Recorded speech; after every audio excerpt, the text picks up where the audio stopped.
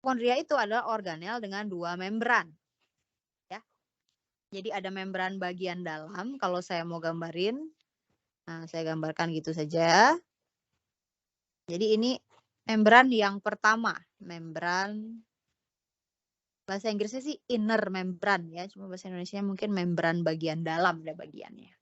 Habis itu ada ruang dulu, di sini ada ruang antar membran.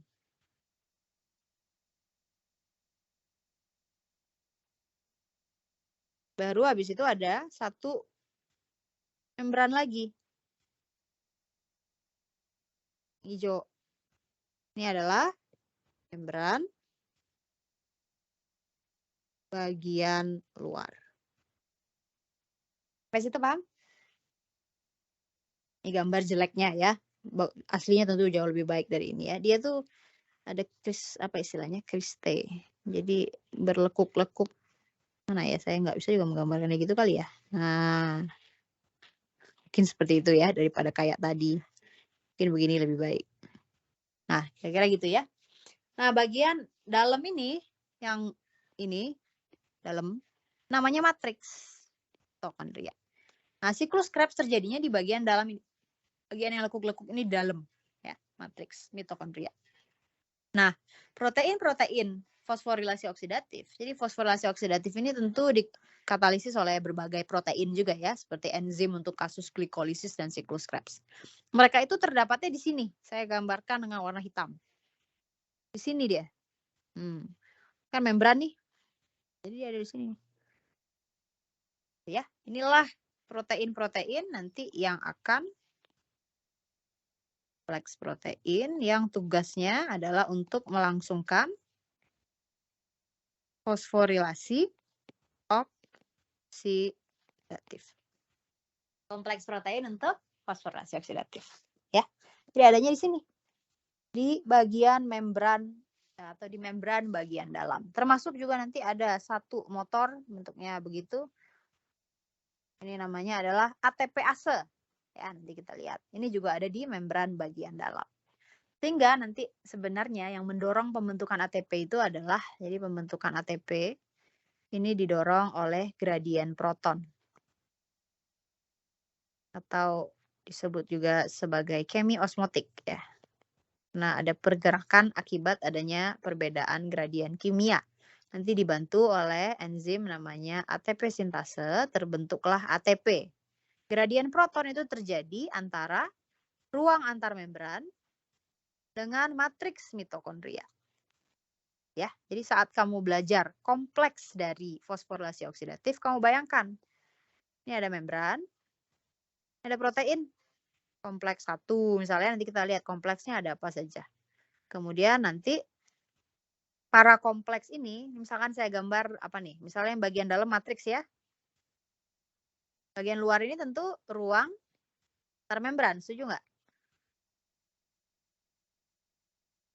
Ya kan? Ini yang saya gambarin di sini tentunya dia lipid bilayer ya. Ini membran bagian dalam. Nah, kompleks protein ini nanti akan memompa proton. Nanti kita lihat, dia akan memompa H+ ke ruang antar membran. Sehingga di luar ini nanti banyak muatan positif. Di bawah akan negatif karena dia sudah kehilangan si positif. Ini yang kita namakan dengan gradien proton. Ya. Nah, nanti ada satu protein lagi bentuknya kayak roda begitu, rotor. Lalu ada lagi nit ke bawah. Lebih besar deh, biasanya dia paling besar. Ini namanya adalah ATP sintase, tukang sintesis ATP.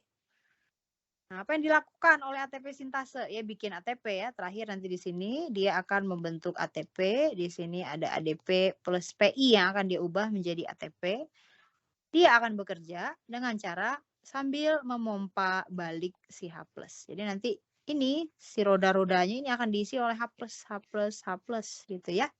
Nah, nanti kalau sudah cukup 10 gitu ya, nanti dia akan menghasilkan ATP sehingga biasanya konversinya itu 10 proton itu akan menghasilkan 10 proton yang dipompa ya. Dipompa balik dari ruang antar membran ke matriks 10 proton biasanya akan menghasilkan sekitar 3 sampai 4 ATP. Kira-kira begitu. Kurang lebih ya, 3 ATP. Jadi kira-kira 3 sampai 4 ATP atau 3 sampai 4 proton per ATP.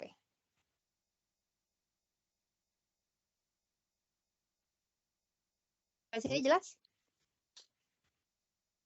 Inilah yang dinamakan dengan kemiosmotik.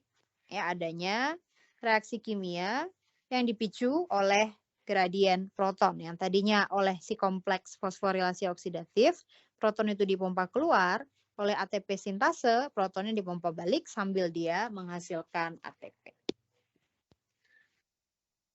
Saya mau nanya dulu. Jadi intinya ini ya, mengubah NADH dan FADH2 menjadi ATP. Nah, sekarang kita lihat bagian atau tahap dari fosforilasi oksidatif itu sendiri. Simpelnya sih seperti ini. Ada kompleks protein yang memompa proton keluar. Nah, kompleksnya gimana? Ada 4 kompleks. 4 protein kompleks.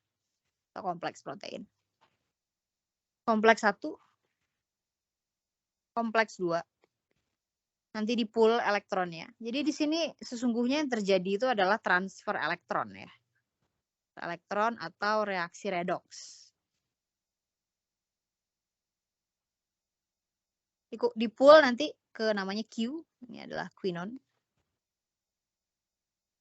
Habis itu lanjut ke kompleks yang ketiga. Habis itu lanjut ke namanya sitokrom C.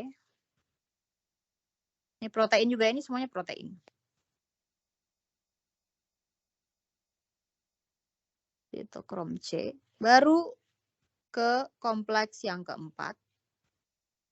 Nah, di kompleks keempat terakhir barulah, nah di sini ya, barulah nanti air H2O akan diubah menjadi O2, E2. 2H2O akan diubah menjadi O2. Jadi O2 itu akan dihasilkan, balik ya. Kalau reaksi respirasi itu justru dia menghasilkan H2O ya. Jadi kebalik. O2 diubah menjadi H2O. Tentu di sini 2 ya. Karena oksigennya ada 2, di sini ya 4H+, gitu ya. Dan seterusnya. Maka O2 ini akan menjadi reseptor terakhir elektron. Reseptor elektron yang terakhir. Jadi H2O itu sesungguhnya dihasilkannya nanti terakhir sekali di kompleks yang keempat. Ini kompleks protein, sekali lagi ya. Nah, NADH itu nanti, NADH yang tadi sudah bergerombol gitu ya, sudah dihasilkan, akan masuk ke kompleks yang pertama. Sedangkan FADH2 akan masuk ke kompleks yang kedua. Apa yang terjadi dalam kompleks itu? Ini reaksi redoks, dan ini panjang ya. Maaf, kok terhapus. Yang terjadi dalam setiap kompleks itu adalah reaksi redoks, dan itu cukup panjang. Ada yang berbasis besi sulfur gitu ya, cuma mungkin itu tidak perlu kita hafalkan secara detail. Yang jelas yang terjadi adalah reaksi redoks di sana, dan terjadi pemompaan proton di kompleks 1, kompleks 3, dan kompleks 4. Kita lihat dulu nama kompleksnya. Nama kompleksnya itu kamu lihat saja, dia menghubungkan apa dengan apa. Ya. Kalau kompleks 1 menghubungkan NADH dengan Q, maka namanya adalah NADHQ oksidoreduktase.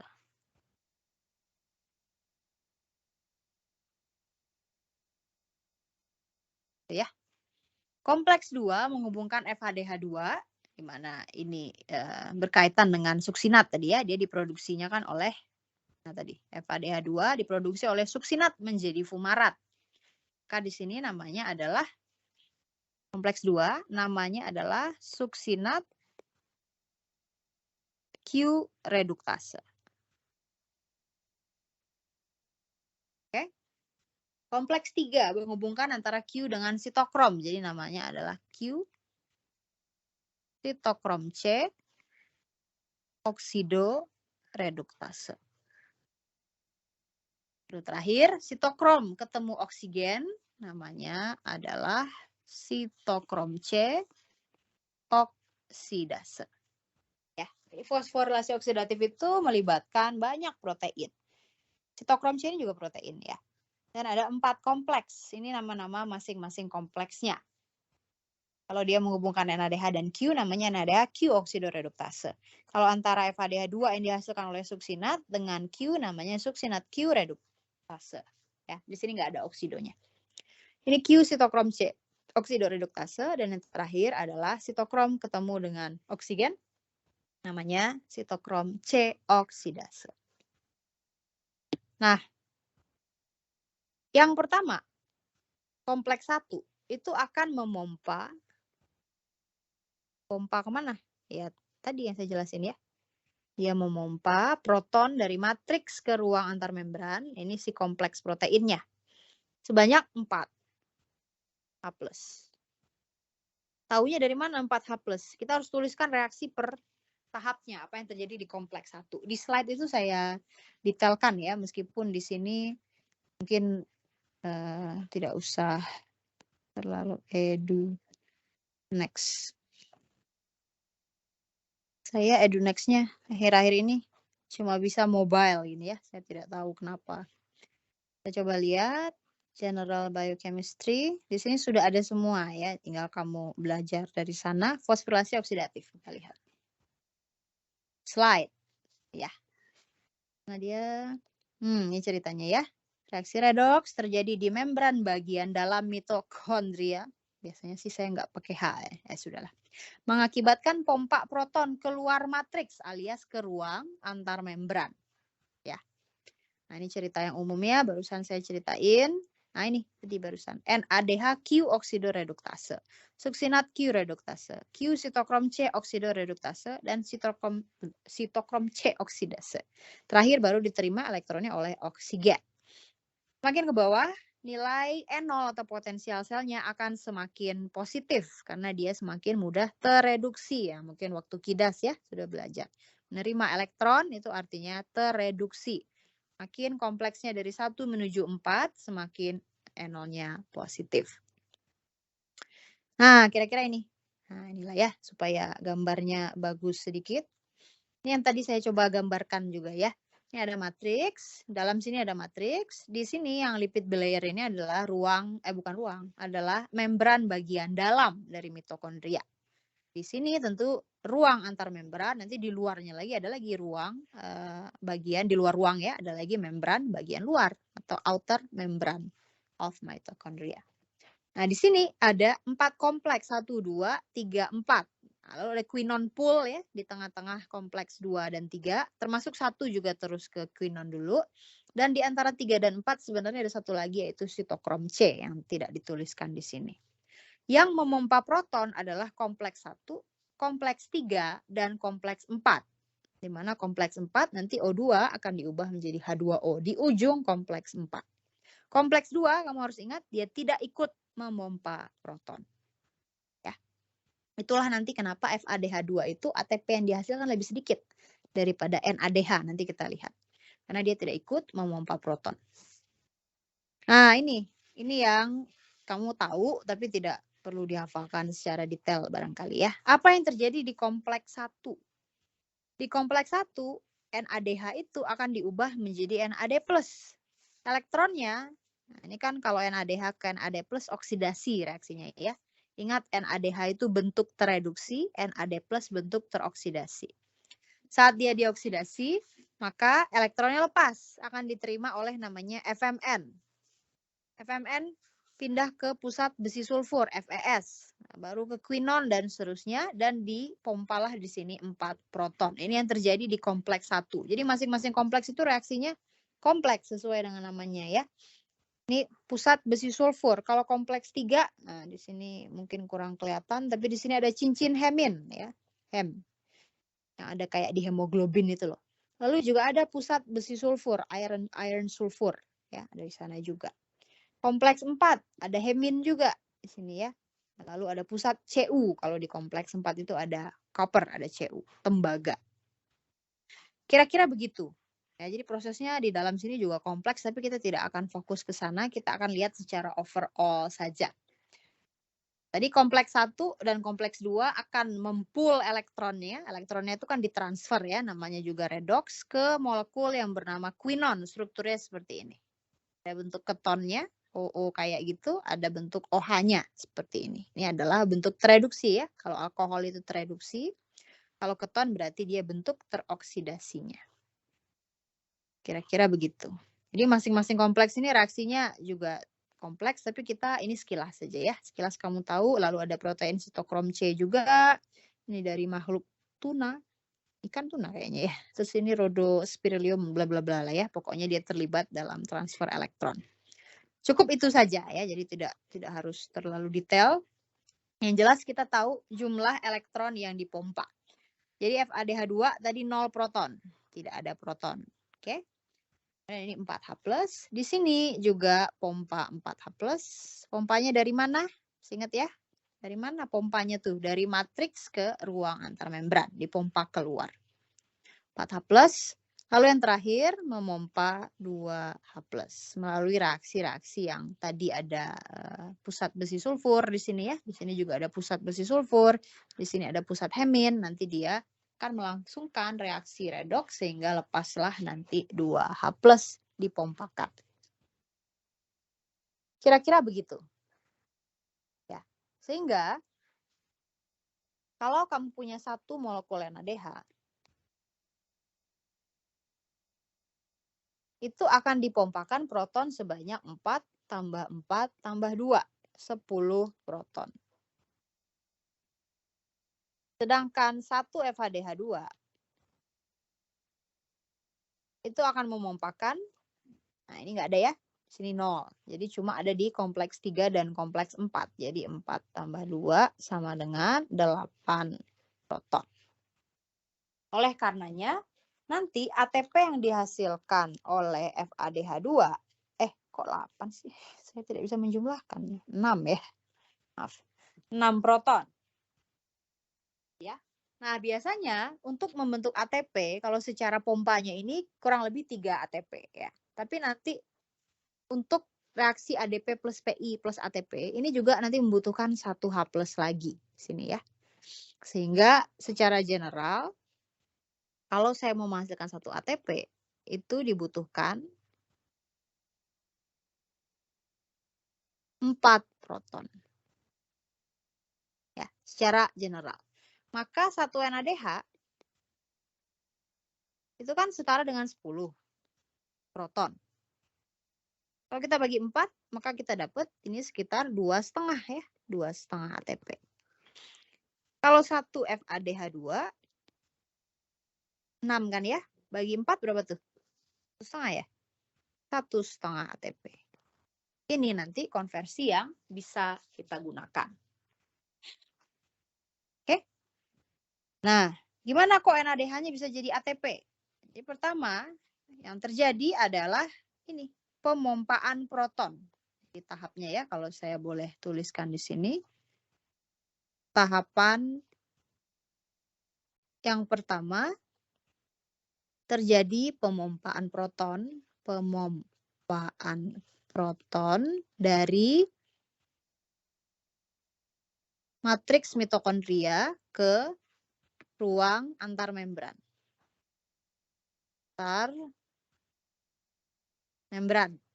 Itu dulu terjadi. Begitu NADH masuk, pompa 4, 4, 2, keluar 10. Kan? Begitu FADH2 masuk, per FADH2 nanti pompa 4 tambah 2 jadi 6. Lalu akibat adanya pemompaan proton, terjadi gradien. Ya, gradien proton. Apa tadi maksudnya gradien? Bagian luar kebanyakan proton.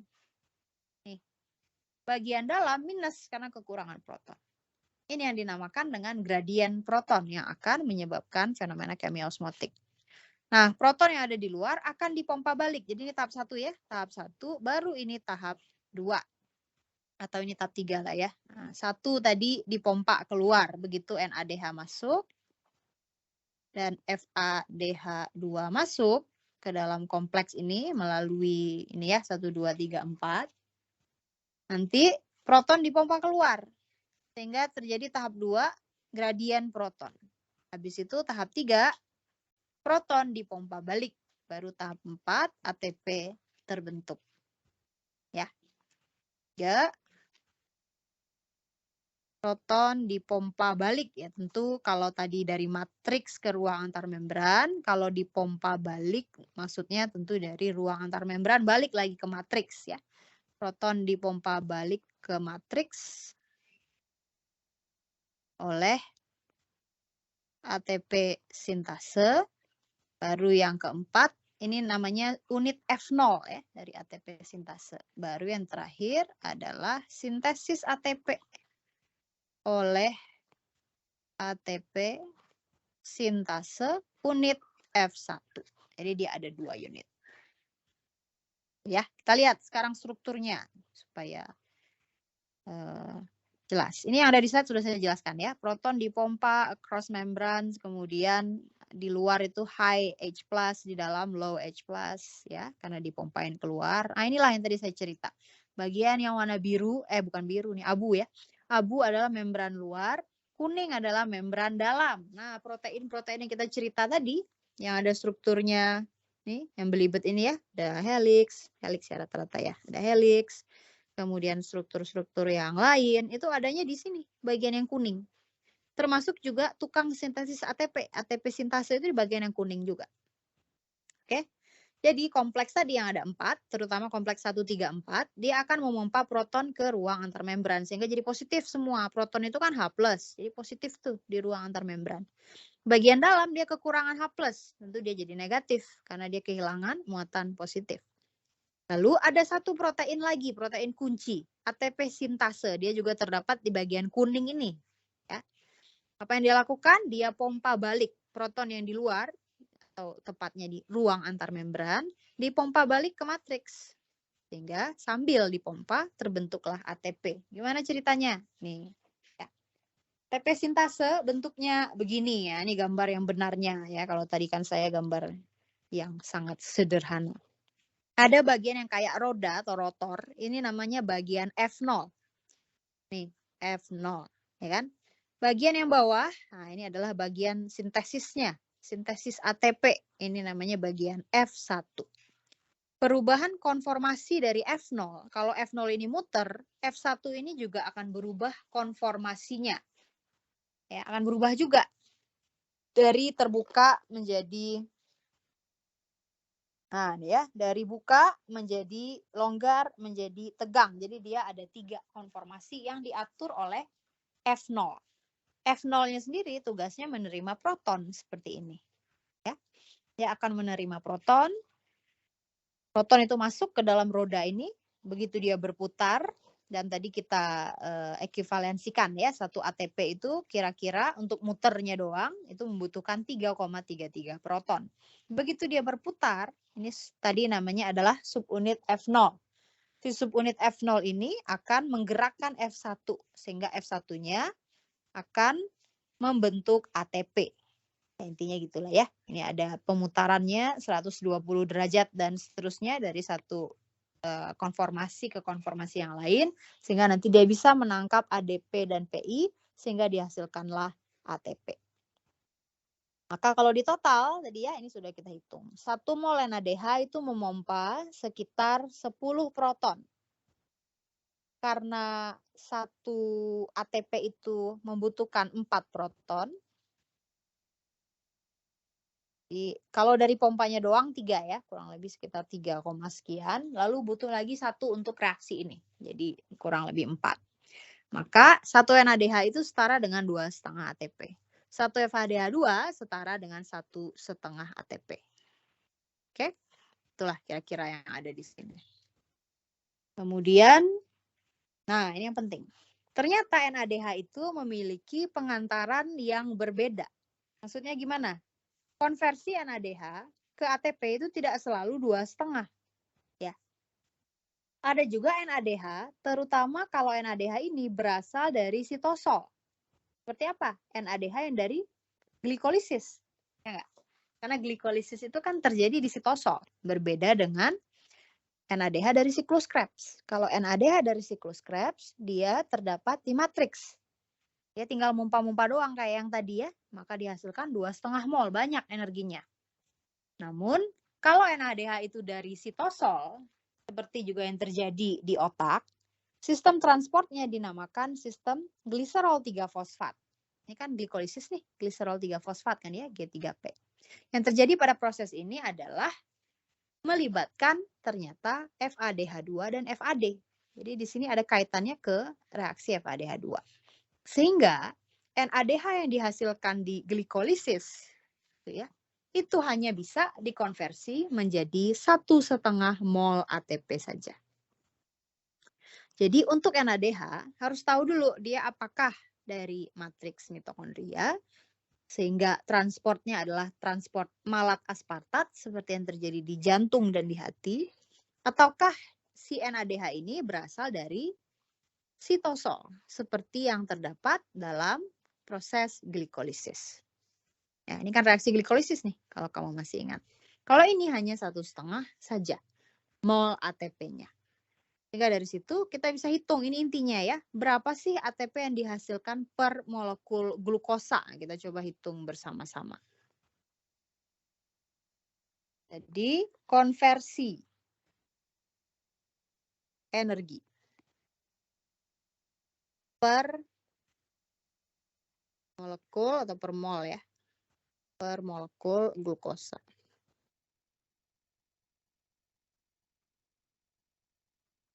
Intinya adalah ini. Pertama di glikolisis kamu hasilkan 2 ATP dan 2 NADH. Ya kan? 2 ATP tentu setara dengan 2 ATP. Ya enggak? 2 NADH kalau glikolisis kalinya 1,5 karena dia lewat tadi sistem transport G3P, sistem gliserol 3-fosfat.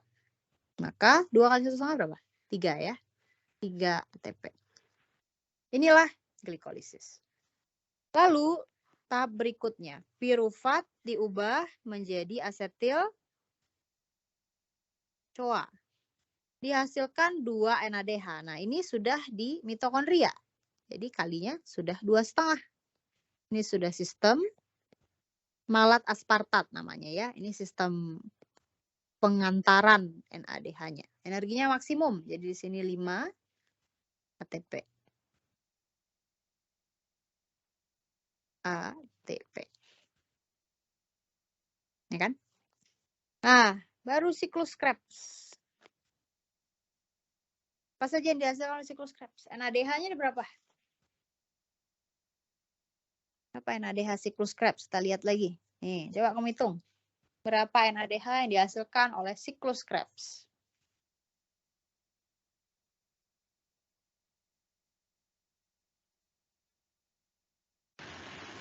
6, Bu. 6. Ya, 2 tambah 2 tambah 2 per molekul glukosa ya. Jadi 6. FADH2-nya 2. GTP 2. Kita catat. Maka di sini, di siklus Krebs ada 6 NADH, ada 2 FADH2, lalu ada 2 GTP. Nah, ini 2,5 juga ya. Pokoknya yang 1,5 itu hanya yang dari sitosol, yang dari sitoplasma. Karena ini berasal dari sitoplasma, agak ribet mentransfernya, dengan energinya kecil. Ya. 2,5, 6 kali 2,5 berapa tuh? 6 kali 5, 3. 6 kali 12 tambah 3, 15 ATP. Benar ya? Nah, kalau ini FADH2 memang hanya 1,5, jadi di sini 3 ATP. 2 GTP itu setara dengan 2 ATP. Ya, jadi GTP itu setara dengan ATP. Total 5, 10, 20, 5, 30. Setuju?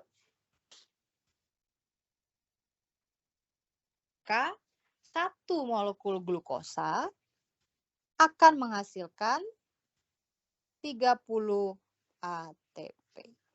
Gitu. Ya, inilah inti dari metabolisme glukosa. Bisa lihat di sini. Ya, 30 ya, samalah cara ngitungnya dengan kita. Ya, nanti kamu baca ya, dia bilang di sini form in glycolysis, sehingga masing-masingnya cuma 1,5. Diasumsikan transportnya melalui gliserol 3-fosfat shuttle. Jadi ya, gliserol 3-fosfat shuttle cuma bisa membentuk 1,5 per NADH. Di sini kali 1,5 untuk bagian glikolisis. Tapi kalau dari pirufat, nah pirufat dioksidasi menjadi asetil-CoA, ini masing-masingnya sudah 2,5. Jadi 2 kali 2,5. Kalau FADH2 2 kali 1,5.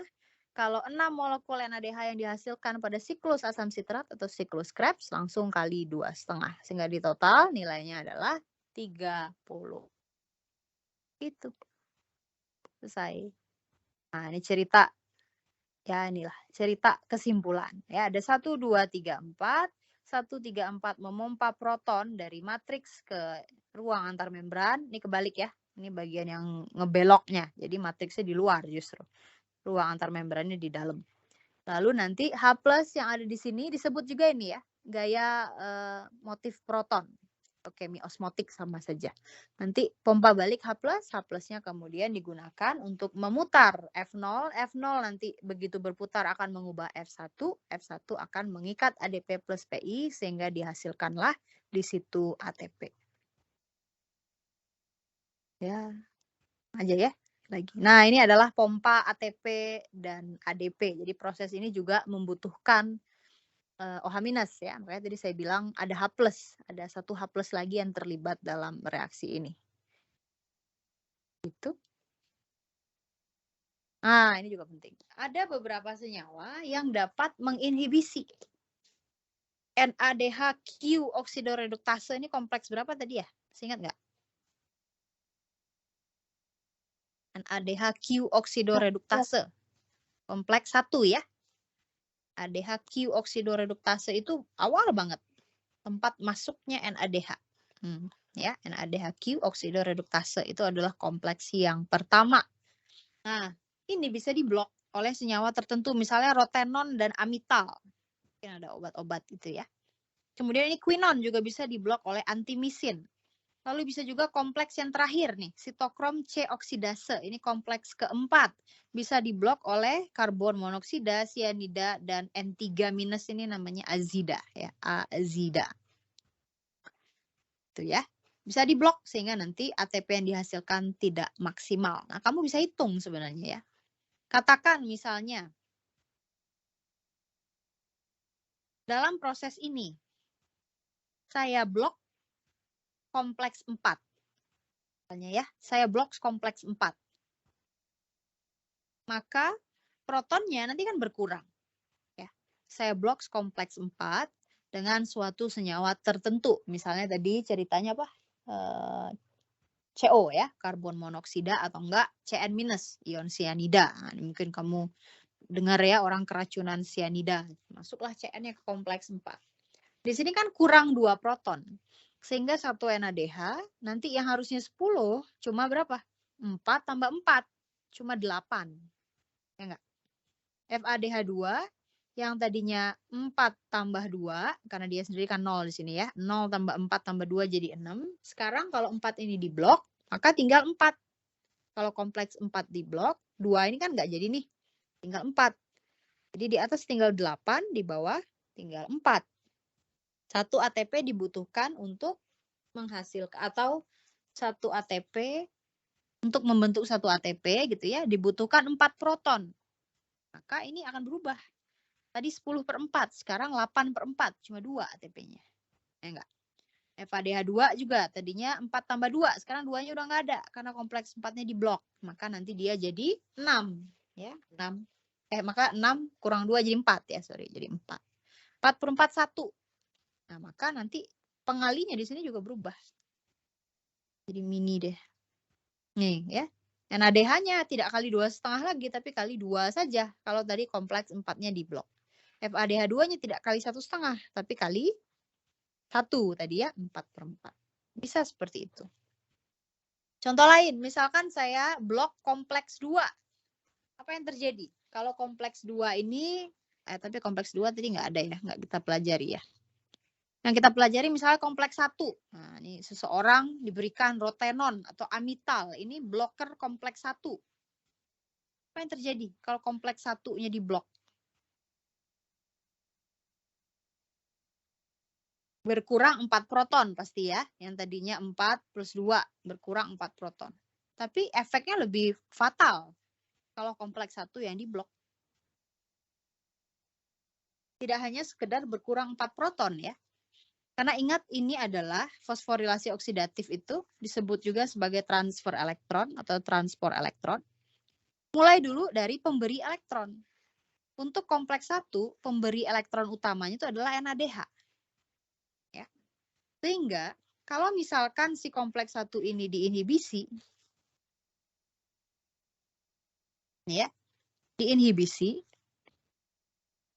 dengan inhibitor, contohnya tadi apa? Rotenon tadi ya, atau amital, apalah nama senyawanya, oleh rotenon, maka NADH ini tidak bisa lanjut ke kompleks 1, Q, 3, 4, kan gitu. Kalau tadi yang kita blok hanya kompleks 4, kompleks 1, 3-nya masih bekerja. Kamu ibaratkan ini kayak pipa gitu ya, pipa yang saling berhubungan. Kalau kamu blok cuma di akhir, kan mampetnya di sini, yang ini masih mengalir kan. Kalau kamu blok kompleks 1 diinhibisi, dihambat dengan senyawa seperti rotenon, maka ini tidak terjadi. Konversi NADH itu tidak terjadi sama sekali. Nah, di sini tidak ada yang terjadi. Dia kan transfer elektron. Apa yang mau ditransfer ke seterusnya kalau satunya aja udah mampet kan ya. Maka kalau kompleks 1 yang kamu inhibisi, ya ini fatal. Kalau saya inhibisi kompleks 1, maka untuk reaksi total ini nggak akan terjadi nih. 2 NADH menjadi ATP ini tidak akan terjadi. Ya, karena tidak bisa NADH-nya menjadi ATP. Protonnya itu tidak mau dipompa dari awal sekali sudah macet. NADH yang bawah gimana? Tidak bisa juga jadi ATP. Karena NADH menjadi ATP tahap 1-nya saja lewat kompleks 1. Berarti nggak ada juga, sudah hilang 8 ATP. NADH yang bawah gimana? Ya sama aja, nggak ada juga. Ya kan? Kalau NADH-nya mau diubah jadi ATP butuh tadi kompleks 1. Kompleks 1-nya sudah diblok. Berarti ini tidak terjadi juga. Berarti kalau ada inhibitor kompleks 1, kita akan kehilangan 5 tambah 3, 8 tambah 15. Akan hilang 23 ATP. Kamu cuma produksi 7. Ya, kalau kompleks 1 yang diblok. Kalau kompleks 2 yang diblok gimana? Misalnya ada senyawa lain ya, memblok kompleks 2. Kompleks 1-nya mah lancar, lanjut terus. Kompleks 2 saja yang saya blok. Berapa ATP yang akan dihasilkan? Atau yang akan hilang dulu deh. Berapa ATP yang hilang? Kalau yang saya blok itu adalah kompleks 2 alias kompleks FADH2 ya. Kompleks suksinat Q reduktase. Mana yang hilang? Kalau saya blok kompleks yang kedua.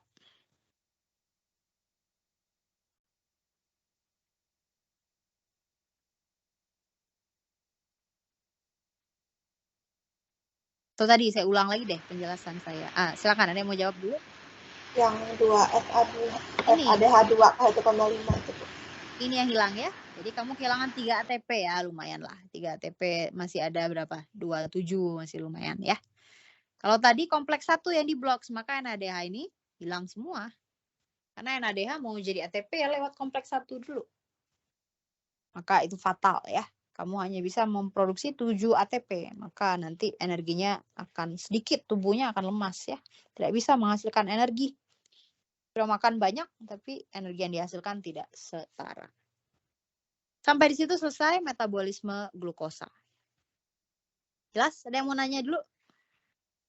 Ditanya ini ya. Apa yang harus kamu ingat? Nama-nama kompleksnya. Mungkin ya prosesnya harus ingat. Konversi seperti ini harus ingat. Cerita kemi osmotik ini kamu harus bisa ceritain ya. Yang saya cerita 1, 2, 3, 4 tahap.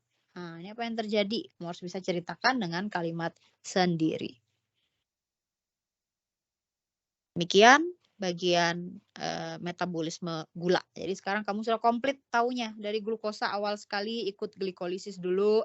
Habis itu glikolisis pirufat jadi asetil-CoA. Habis itu ke siklus Krebs di mana di sini panen NADH. NADH dan FADH2 yang dihasilkan oleh seluruh tahap ini diubah menjadi ATP oleh si kompleks-kompleks tersebut melalui gradien proton atau kita sebut juga sebagai kemi-osmotik. Inilah konversinya. Bayangkan kalau tidak ada fosforilasi oksidatif. Kamu cuma punya 2 ATP, ya kan? Tambah 2 ATP lagi dari ini GTP. Cuma 4 ATP-nya. Maka sesungguhnya memang betul yang paling menentukan pembentukan energi itu adalah fosforilasi oksidatif. Paling panen energi paling banyak tuh di situ. Glikolisis dan siklus Krebs itu memberikan amunisinya, ya, mempersiapkan NADH-nya. Dan FADH2-nya barulah di fosforilasi oksidatif dikonversi menjadi bentuk mata uang energi atau ATP.